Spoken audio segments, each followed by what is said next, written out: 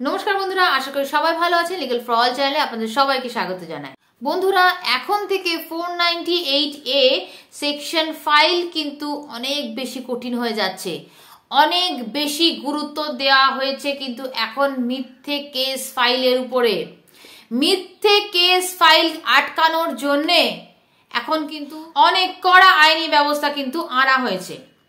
বন্ধুরা, এখন থেকে মিথ্যে 498A কিন্তু আর ফাইল করা হবে না, অর্থাৎ এফআইআর কিন্তু নেওয়া হবে না। এফআইআর করতে গেলে 498A যদি আপনি এফআইআর করতে যান, তাহলে এফআইআর করার আগে আপনাকে কিন্তু প্রমাণ দিতে হবে আপনার উপরে অত্যাচার হয়েছে। সেই অত্যাচারের প্রমাণ দেওয়ার পর আপনি এফআইআর করতে পারবেন। এই বিষয় নিয়ে আলোচনা করব, সম্পূর্ণ ভিডিওর সঙ্গে থাকুন। বন্ধুরা, স্কিপ করলে কিন্তু অনেক গুরুত্বপূর্ণ তথ্য আপনি হাতছাড়া করে ফেলবেন।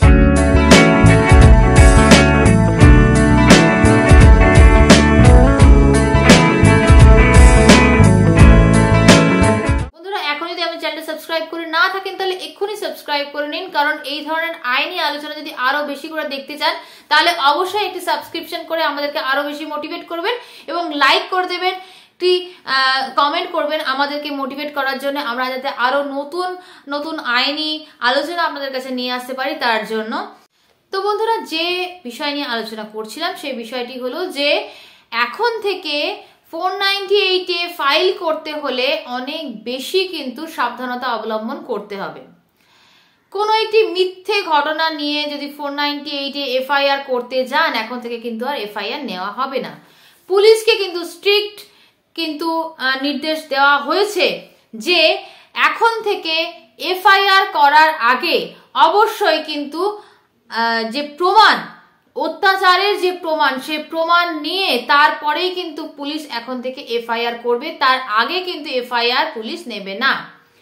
এর ফলে যে জিনিসটি হবে সেটি হলো যে মিথ্যে যে কেসগুলো ফাইল হচ্ছে এবং একের পর এক মিথ্যে কেসের বোঝা যে বেড়ে চলেছে আদালতগুলির উপরে, সেই আদালতগুলির উপরে প্রেশার এবং মিথ্যে কেসের বোঝা কমানোর জন্যে কিন্তু এই পদক্ষেপ নেওয়া হয়েছে এবং আরো শক্ত করা হয়েছে কিন্তু আইনি ব্যবস্থা। এই আইনি ব্যবস্থায় বলা হয়েছে যে যদি কেউ এফআইআর করতে আসে, তাহলে 498 এর এফআইআর করতে আসে, তাহলে তাকে প্রথমে প্রমাণ দিতে হবে যে সে সত্যি কথা বলছে এবং সেই প্রমাণে যদি পুলিশ অফিসার কনভিন্স হয় তখনই কিন্তু তিনি এফআইআর নেবেন, তার আগে কিন্তু কোনো এফআইআর নেওয়া হবে না। এবং এফআইআর যদি না নেওয়া হয়, এফআইআরই কিন্তু একটা কেসের ইনিশিয়াল স্টেজ।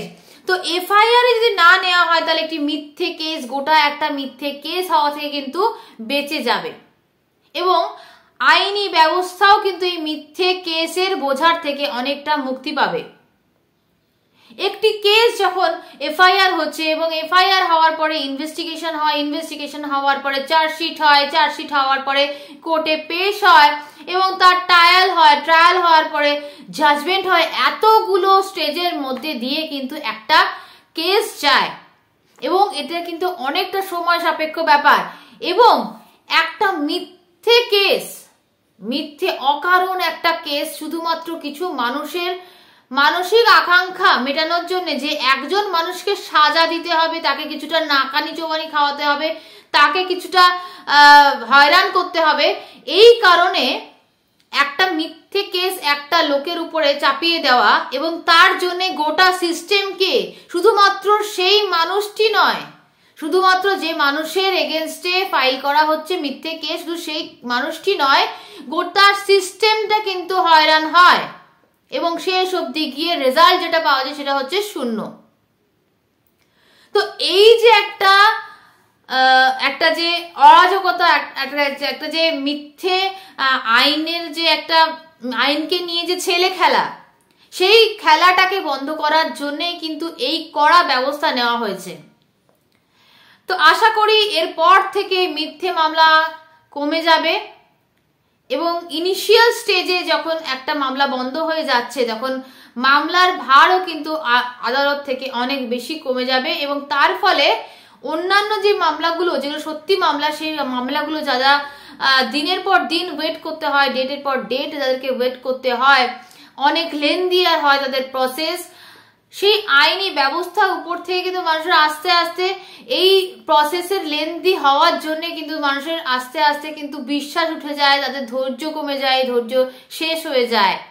তো সেই জায়গাটায় একটা মানুষের থেকে কিন্তু অনেকগুলো মানুষ যারা সাফার করছিল তারা কিন্তু সাফোকেশন থেকে কিন্তু তারা মুক্তি পাবে এবং তাদের যে অসুবিধাগুলো হচ্ছিল, একটা সত্যি কেসের যারা সত্যি কেস, যারা সত্যি বিচার চাওয়ার জন্য আদালতে আসছেন, তাদের যে সময়গুলো নষ্ট হচ্ছিল সেখান থেকেও কিন্তু তাদের সময়গুলো অনেকটা বাঁচবে।